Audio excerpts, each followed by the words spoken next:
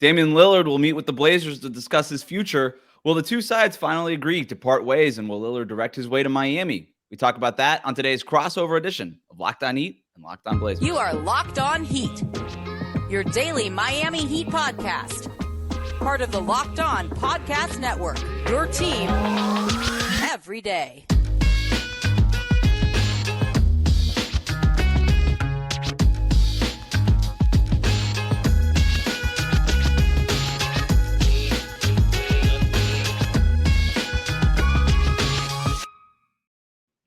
Welcome to a crossover edition of Locked On Heat and Locked On Blazers. I'm Wes Goldberg, co-host of Locked On Heat, here with David Ramil and also Mike Richman from Locked On Blazers. Some new reporting on the Damian Lillard front on Monday morning. The Athletic's Sam Amick reported that Lillard, quote, has serious interest in joining the Heat, end quote, and if the Trailblazers can't upgrade the roster, something that we reported last week on the pod, that Lillard could look at Miami. Later in the afternoon, TNT's Chris Haynes reporting that Lillard and his agent Aaron Goodwin are meeting with the Blazers on Monday to discuss the franchise's direction. So, Mike, I want to start with you since you're in Portland and you're covering the team. What do you think this means for Damian Lillard, and what do you think happens next? Well, you send good news in a text message. That's how life works. If you got good news, you can just text. You can say, hey, great news. Great news. I got great news. We could talk about it later face to face, but I got great news and we don't have to wait. You deliver bad news face to face. Right. You probably don't need to call your agent to deliver good news. Hey, Aaron Goodwin, make sure you're in the room so we can tell Joe Cronin the good news. Like, you don't need to bring your representation to organize a celebration of you're under contract for 4 more seasons, right? You don't need to have that conversation with your legal representation in the room. Yeah, this thing's... You don't come back from Paris and go, you know what? I want to meet with the teams front office. I just gotta want to shake their hands and say, you know what? Great job on that scoot pick at number Chris 3. Murray, how about it? Oh, I love Ryan Rupert. Yeah. It's to me, we're talking when. We're talking when and how at this point. It's when they decide to trade Dame and break up this marriage and how they go about it, which is, I'm sure, what we'll talk about in today's episode. That's why we've gathered here today. But Dame was so clear. He's been so clear. You do not need sources. You don't need he's been at a microphone and he said, I want to have win now veterans on the team. I don't want young players. He said, that's enough for 19-year-olds. If they go that route is not my route. Well, y'all, on Thursday, they selected 19-year-old Scoot Henderson, who is a 6'2" point guard. They went a certain route, and it seems like it's inevitable that now that Dame is going to have a conversation about what's next. And what's next is likely playing for another team.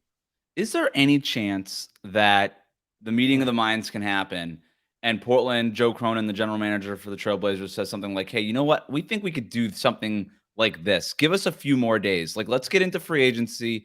We think we could bring back, we feel good about bringing back Jeremy Grant. We think that we could flip Anthony Simons or, whatever player for something else. Maybe there's an OG Anunoby on the way. Right. Maybe there's something like Pascal Siakam, like the players that Damian Lillard reportedly would like the Trailblazers to trade for.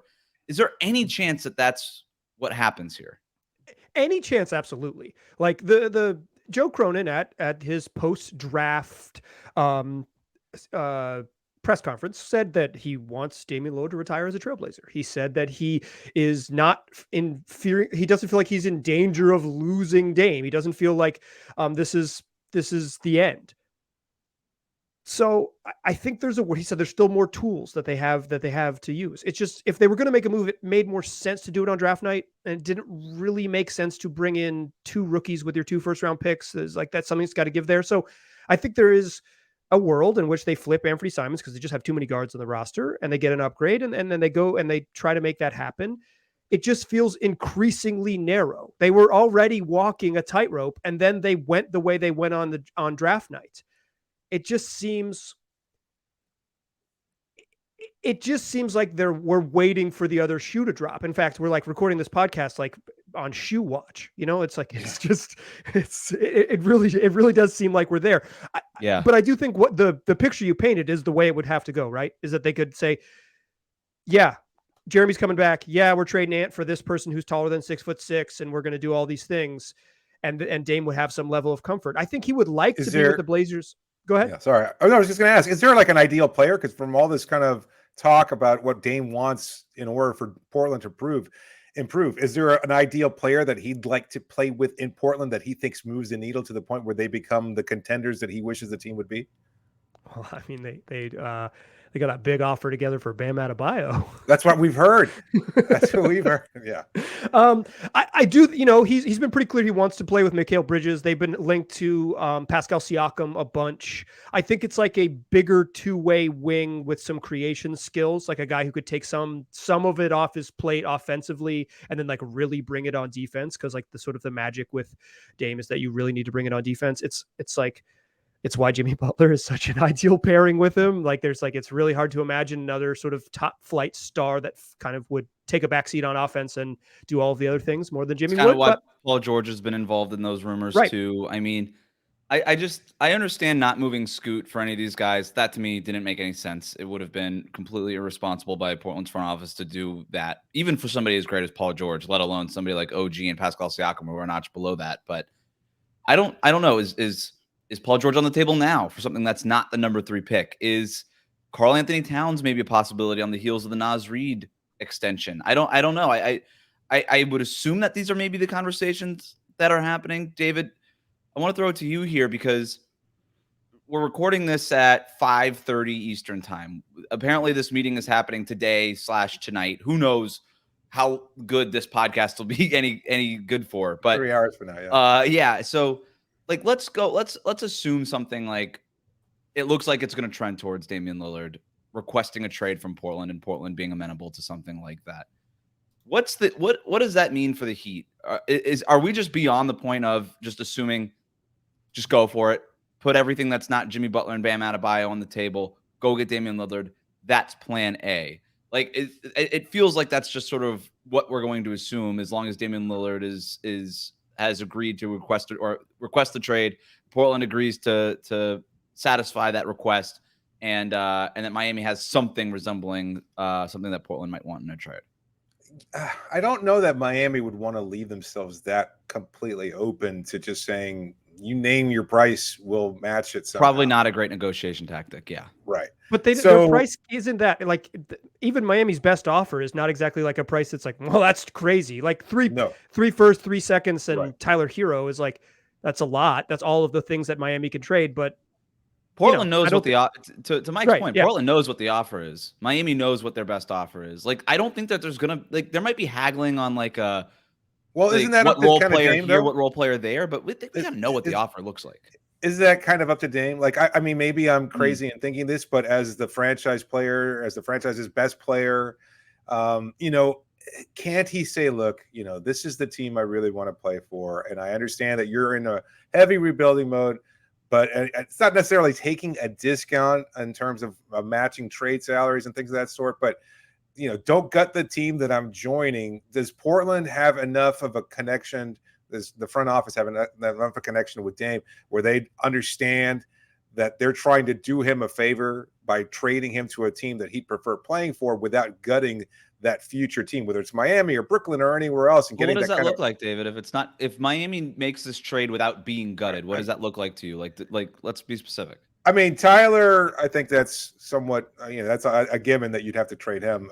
First round picks, I suppose. But I mean, instead of maybe including a Jovic and or a Jaquez, can you include Caleb Martin, or even, I don't know, for salary matching purposes, would that include Kyle Lowry and then maybe take back Yusuf Nurkic's contract as well? I've seen Nasir Little as a possibility to include a potential trade there because he's got long-term money.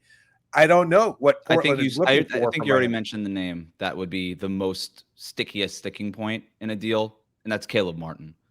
That would be, to me, what gutted means. Like, that would be the closest thing to gutted, other than losing Jimmy and Bam, that I think we could see from the Miami Heat. They probably don't want to lose Caleb Martin in a deal. I think that would be the sticking point. And would the Blazers hold up a deal over Caleb Martin? I don't think it's Caleb Martin's really good. I love him. That's like one of my favorite players in the league. He's awesome. But if the Blazers are agreeing to go this route, are they really going to, if it's like 3 firsts, 3 seconds, which I believe is the most Miami can trade picks wise because of the things they owe to OKC, the protected pick owed to Oklahoma City. So 3 firsts, 3 seconds, Tyler Herro, and the salary that works. So whether that's Duncan or whether that's Kyle Lowry, because the Blazers want expiring money and that's more appealing to them, would they really hold up if they're willing to go that far? Would it break down and like, no, we're going to Brooklyn? And would that be the thing? Because what breaks down, I think, is just like the general appeal of Tyler Herro. Like, I think that's the sticking point more so than the other stuff. Is that is that enough? Is there a place for Tyler? Is there a place for Tyler on that roster in Portland, though? Can we put a pin in that? Put a pin in that? Because maybe there's a third team that has to get involved here. I want to talk about all the different machinations of the trade here. One last point on Caleb Martin, though, so that we can wrap it up. He's 27 years old.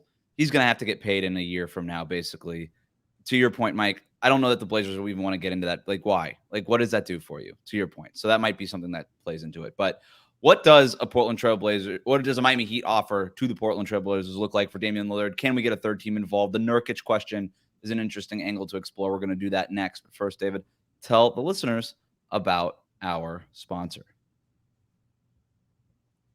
Today's episode is brought to you by eBay Motors. For a championship team, it's all about making sure every player is a perfect fit, kind of like a all-star point guard, maybe a top 75 player. I don't know. It's the same when it comes to your vehicle. Every part needs to fit just right. So the next time you need parts and accessories, head to eBay Motors. With eBay's guaranteed fit, you can be sure every part you need fits right the first time around. Just add your ride to My Garage and look for the green check to know the part will fit, or you get your money back, because just like in sports, confidence is the name of the game when you shop on eBay Motors. And with over 122 million parts to choose from, you'll be back in the game in no time. After all, it's easy to bring home a win when the right parts are guaranteed. So get the right parts, the right fit, and the right prices on ebaymotors.com. Let's ride. eBay's guaranteed fit is only available to U.S. customers. Eligible items only, and exclusions do apply.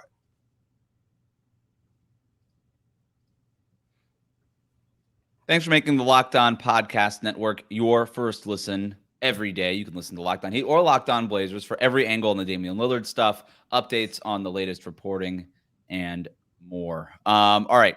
So the draft is over, and I think that's an important kind of mark here, because the Heat's potential offer before the draft versus what it is now after the draft is a bit different.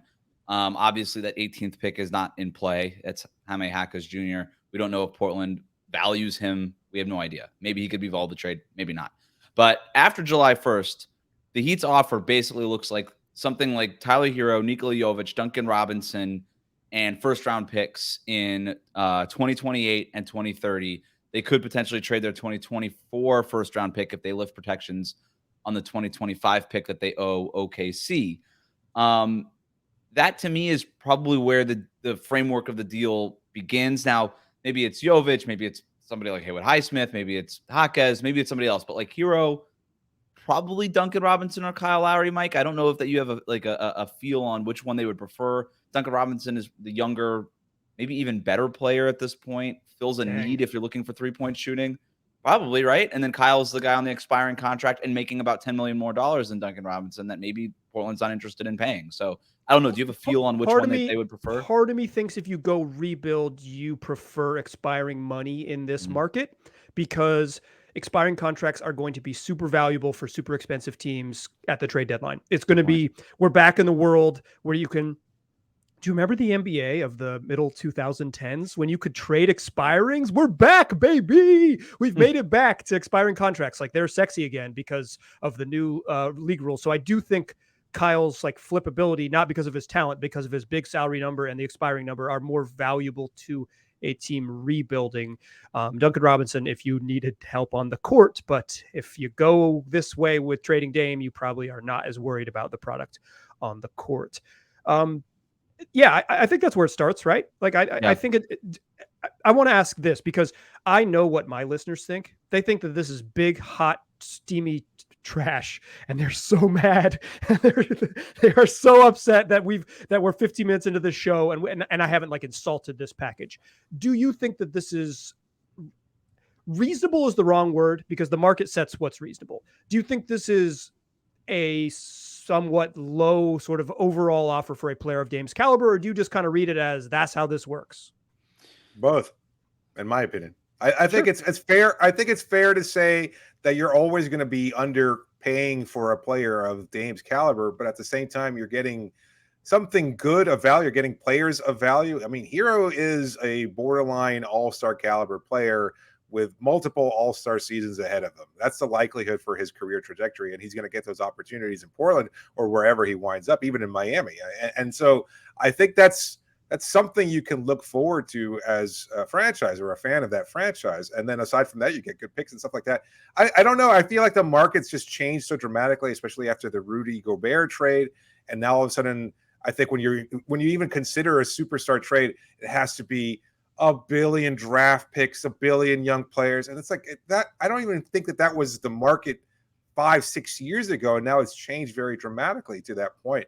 So I don't think a Portland fan is ever going to be happy with what they get in return. Yeah. Nothing can replace the value of Dame Lillard and what he's done for that franchise. And so you're always going to wind up being disappointed. But given that, I mean, it's up to each individual to determine whether or not they'd prefer 5 picks that could wind up all being really crappy or a really good player in Tyler Herro that has a clear trajectory in the NBA. And unless you're a Timberwolves fan, you're probably upset every time you move one of your all-star players for a package, right? Like, that's just how this kind of goes. And we just saw, by the way, with Bradley Beal, the market for an aging score-first guard isn't very high. And the Beal situation was a little bit different. First of all, right. Bradley Beal isn't even in the same universe as Damian Lillard as a basketball player. Bradley Beal is very good. That's more credit to Damian Lillard than it is anything against Bradley Beal. But both of them are making a lot of money. Damian Lillard's even older and making even more money. He's going to be making $58.5 million at 35 years old, so 2 seasons from now. And when he's 36, he's going to be owed $63 million. Beal had a no-trade clause, which is also a big part of this, and had for $1 million second-round picks and some salary filler, basically.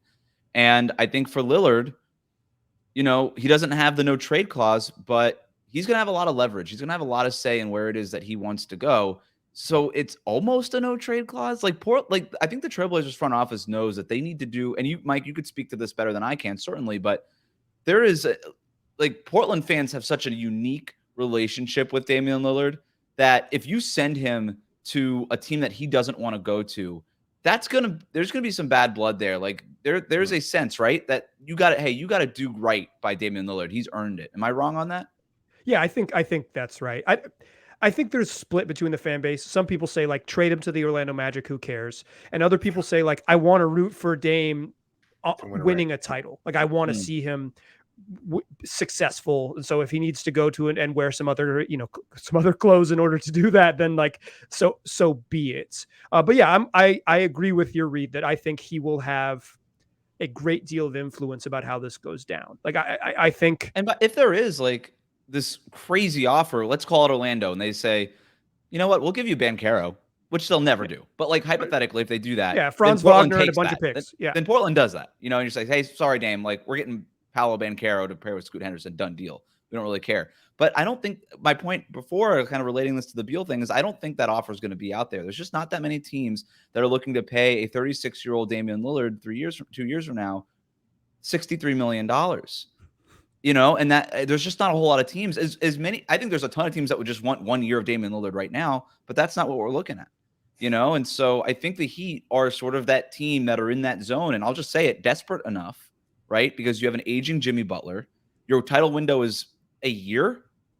You might have a year. This might be it, right? Who knows how Jimmy's body is going to hold up, where, okay, you just kind of take Damian Lillard in and maybe figure it out later. So I don't really know what those other offers are going to be. The other one that, David, I think you were referencing earlier was the Brooklyn Nets potential package of all the first-round picks. They have up to 11 first-rounders that they can include. They're not going to do all of them, but if they do 5 of them, that's twice as many that Miami is able to put in there, right? And they have some expiring contracts. Maybe it's the Ben Simmons thing, even though I would be very shocked if Portland took that one on, right? So, but they have some expirings, the Rose Neals and those kind of the stack salaries that they could stack together. What do you think about something like that? And when we talk about Damian's leverage here, how much is the Brooklyn offer that much better that Damian Lillard would say, yeah, you know what? I'll go to my second choice over my clear first choice, which is Miami. And I've said this before, and I'll say it again. I think Miami is the clear front runner here over Brooklyn. Are you asking me? I'm asking Mike. Okay. Oh, okay. I think it could appeal to it's like Dame and Nick Claxton and Mikal Bridges is like the 5th best team in the East, right? Yeah. It's like a good team. Yeah. But it's not like a contender. Yeah. Like the 5th best team in the East. And if things break their way, they're the 3rd best team in the East and they lose in the second round or something. Maybe they get hot and get some injury luck. Kind of feels like Portland. doesn't feel all too dissimilar from Portland over the last decade, certainly not now. But I do think the picks are more appealing. I'm probably lower on Tyler Herro than David is. And I think specifically for the Blazers, they already have Tyler Herro at home. They have Anthony Simons. They're very similar basketball players. And so there's some overlap there.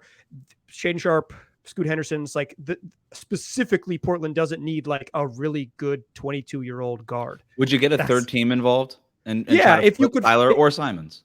Yeah, if you could find a place to land Tyler Herro or the other version of Tyler Herro on very similar contracts, by the way. But if you could find a way to reroute one of those guys and you get additional capital, then it totally changes the tenor of the trade, right? Like you either get another young player or just something that fits the future better. I think in general, when you're putting together these star trades, what you would like is someone who is not on that second contract yet, because you would like someone who's under longer team control, who's a little bit cheaper, that gives you that flexibility to say like, okay, we have a year and a half to kind of figure out what this looks like and what this feels like and make that deal. Neither of the teams that you will be making deals with, unless you're a big Nikola Jovic believer, which I don't know. I mostly seen him in jeans. That's my familiarity with him is like wearing jeans and high-fiving folks.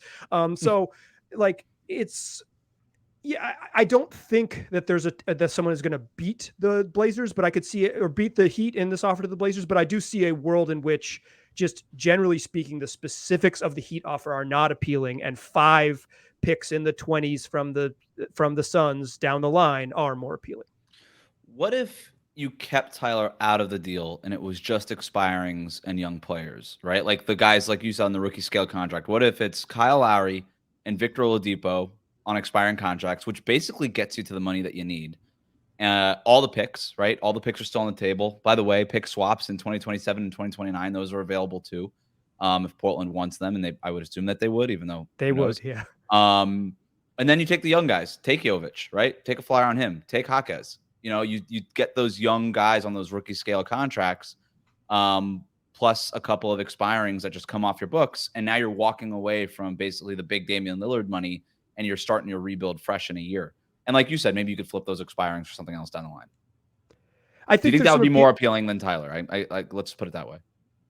I don't, because I think it's a talent league, and I think you just would rather have Tyler Herro and be like, whoops, this roster doesn't make sense, and try to figure it out from there, than to have whatever Jaime Jaquez and be like, what a cool young man this guy is. Like, what an easy person to root for this gentleman is. I think that's my read. What is your read on that? Like in terms of what's more palatable to the Heat? Would they is it keep Herro no matter what? Is that more palatable?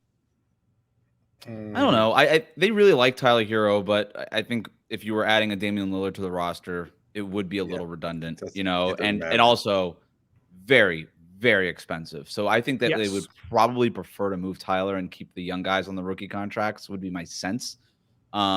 Just given, again, how expensive it's going to be going forward. That's probably what they would prefer to do. And like I asked the question kind of knowing the answer. You're right. It's a talent league. You just take Tyler Herro and you figure it out. And by the way, that makes somebody like Herro or Anthony Simons expendable if you're the Blazers. And so now you can move one of those guys for somebody that fits, and maybe just assets, maybe just first round picks. Like you could just do something like that. That's all on the table. So the other part of this is something that David talked about earlier was Yusuf Nurkic. Like, would taking him on and that salary, how much would that maybe tip the scales in the Miami Heat's favor based on any other kind of rival offers that are out there. We're going to talk about that next here on a crossover edition of Locked On Heat and Locked On Blazers.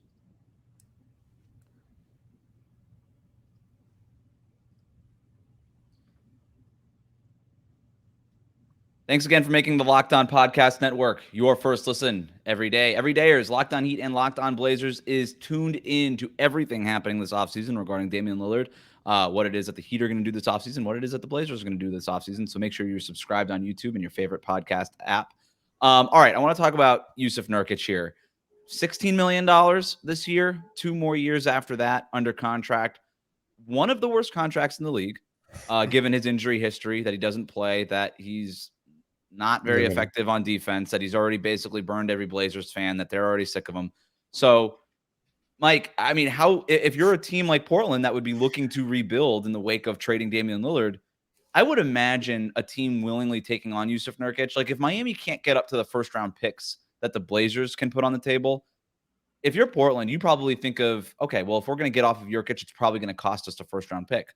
So if Miami's just willing to take him on as sort of like a sidecar with Damian Lillard, and it doesn't cost us anything to get rid of him, that to me is kind of worth an extra first-round pick, right? And I don't know that the Blazers look at the math like that, but maybe they would. I don't know. I think that would hold some value to them. Yeah, I think you're right there. The math is odd, right? Like, is the value of losing Nurk in a post-Dame world more valuable than whatever? Or would you rather just like kind of, because you're not going to be very good anyway, kind of coast forward with Nurk is like when he plays, like right at league average center. He's the availability is a big thing, but like, I don't know, he's like the 15th best center in the league or something like that.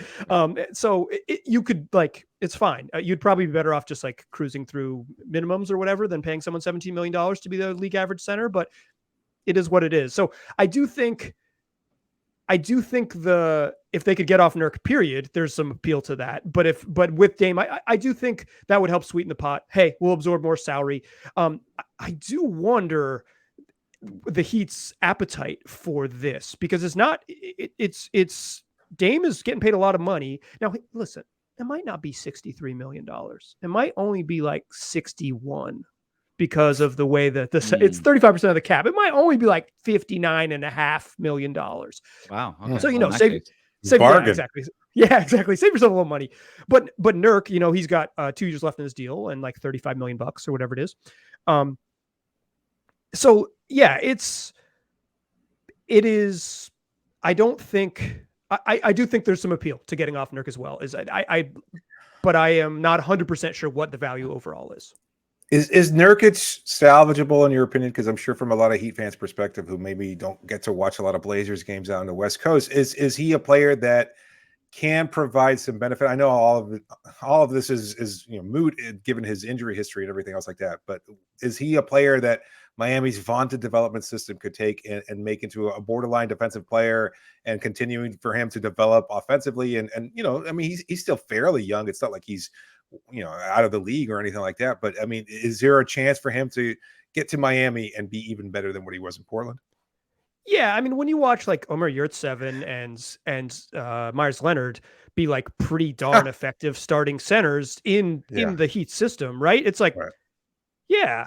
And for the sort of that appeal that Miami has run in the past, where it's like, hey, you take some of the big bruising assignments, and so let Bam do what he does, kind of like, and not have to guard giant people. And you only and Bam gets called into that role at the end of games, and Nurk plays 24 minutes a night or whatever, 22 and a half a night, in the sort of Andre Yurtseven role. It's like, yeah, I think there's something there. I don't think he's going to break out and be like, he was really good for a brief period before he broke his leg. Sure. That 2017 season.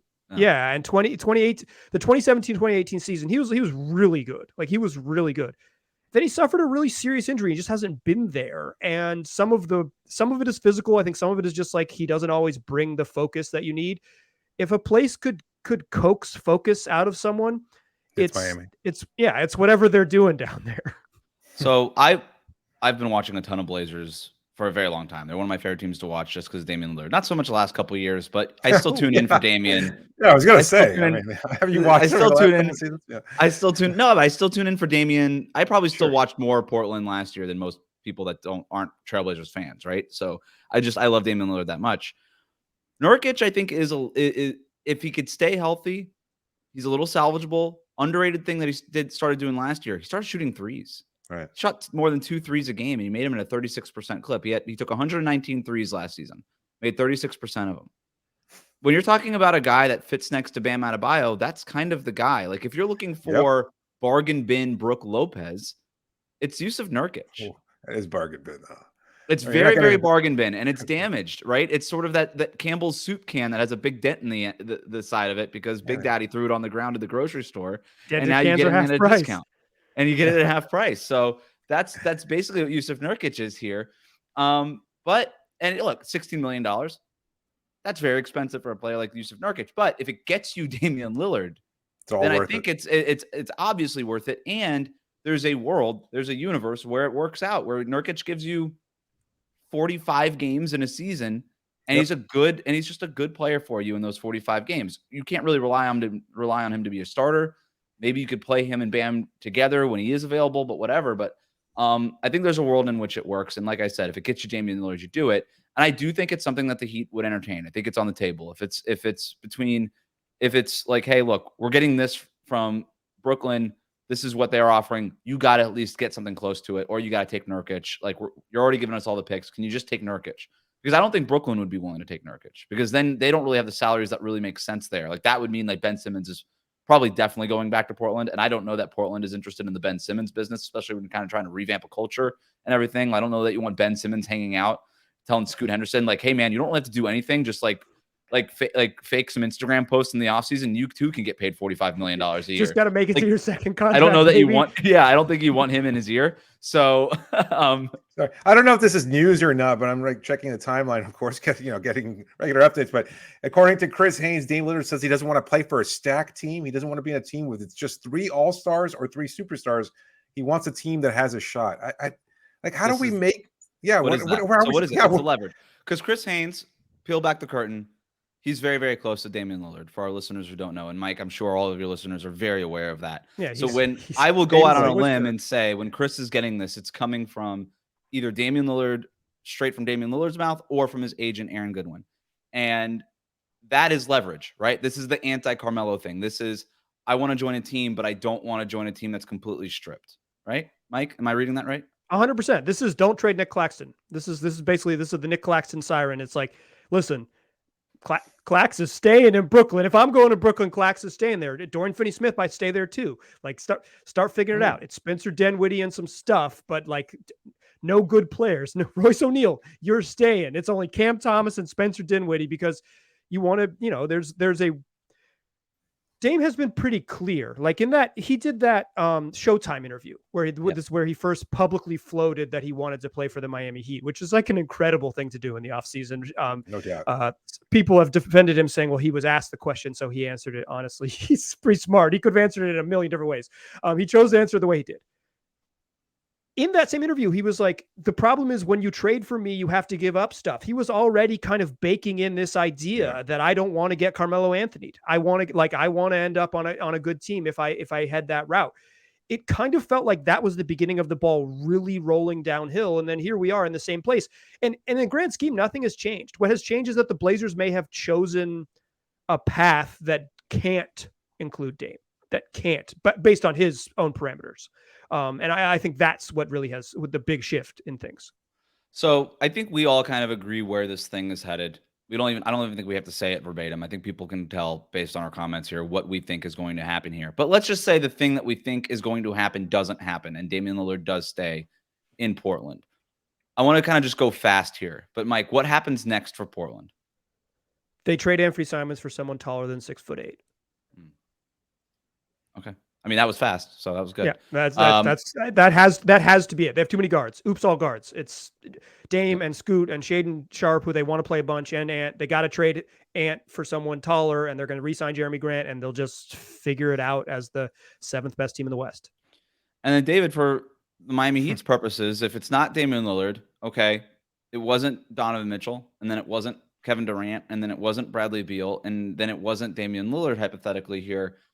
they're going to continue to chase stars, at least in the sense of we're gonna wait for those players to be available, and when they are available, we'll put in our phone call, we'll put in our annual phone call, and then maybe we'll decide that it's not worth it for us, and then we'll just keep running it back. But who would be that? I guess who would be that next? Because obviously it's not interesting to talk about what would happen. Just, okay, make some marginal moves, make some decisions on Gabe Vincent, Max Strus. Like, well, obviously that stuff has to happen. But in terms of the next star who could shake loose, I'm looking at two names. I'm looking at Paul George. Yeah. Out of Los Angeles, the Clippers, they have a decision to make on whether or not they're going to offer him the extension. By the way, Kawhi Leonard also. Both of those guys are going to be up for an extension. ESPN's Zach Lowe has been all over this, talking about this a lot. Recently talked about it on a podcast about how he wouldn't blame the Clippers and maybe doesn't even think that the Clippers would go so far as to offer them like the full 4-year maximum contract extension because, quite frankly, Kawhi and Paul George haven't earned it because they're not available. And you just can't lock yourself into that thing for another 4 years. And if that happens, superstars, when they don't get the max extension, they tend to look to go get it somewhere else or just play somewhere else. And maybe Paul George could become, maybe Kawhi could also become available in that. Although me personally would prefer Paul George over Kawhi, but everybody's probably a little bit different on that. You poll most people, they're probably 50-50. David, what would you rather? I think you would rather have Kawhi. I think we talked about this recently. No, I think Paul George is a better fit, but yeah, I mean, I don't think he's likely to get moved, or I don't think Miami has a likely chance of acquiring George as they do Kawhi. Or Damian Lillard, probably. But Paul George or Kawhi, right? That's when Pat Riley talks about, hey, we need wing length and ball handling and versatility. Those are the guys. And then the other one is Karl-Anthony Towns. Nope, that's not happening. It's with Naz Reid getting the extension. I do wonder, it just feels like they're paying $100 million combined to 3 centers: Karl-Anthony Towns, Rudy Gobert, and Naz Reid. Cat can play power forward, but whatever. Not well. So maybe that's somebody that becomes available. And by the way, for Portland, maybe Cat is something that's available. I would be shocked if they were ready to make that move right now. I don't know that they listen to the Pat Beverly podcast, but if they did, maybe that would be more encouraging for them. But that's probably something in the distant future, not something that's going to happen within the next couple of months, would be my guess. Yeah. I don't know. I mean, Any other names? No, not like superstar level names. I mean, we can't.